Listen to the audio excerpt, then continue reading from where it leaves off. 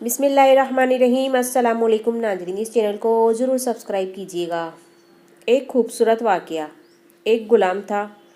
एक दिन वो काम पर ना गया तो उसके मालिक ने सोचा कि मुझे इसकी तनख्वाह में कुछ इजाफा कर देना चाहिए ताकि वो दिलजमई से काम करे और आइंदा गायब ना हो।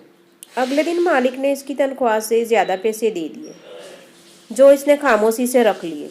लेकिन कुछ दिनों बाद वो दोबारा गैर हाजिर हुआ तो उसके मालिक ने गुस्से में आकर इसकी तनख्वाह में किया गया इजाफा ख़त्म कर दिया और इसको पहले वाली तनख्वाह दी।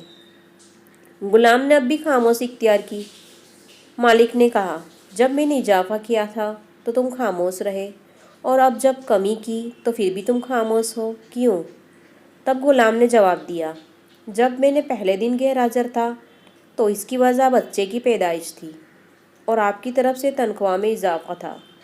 मैंने वो रिज़्क़ का ख्याल किया जो वह अपने साथ लेकर आया था, और जब मैं दूसरी मर्तबा गैर हाजिर था तो इसकी वजह मेरी माँ की वफ़ात थी और आपकी तरफ से तनख्वाह में कमी की। मैंने वो रिज़्क़ का ख्याल किया जो वो अपने साथ वापस ले गईं। फिर मैं इस रिज़्क़ के खातिर क्यों परेशान हूँ जिसकी ज़िम्मेदारी खुद अल्लाह ने उठाई हुई है।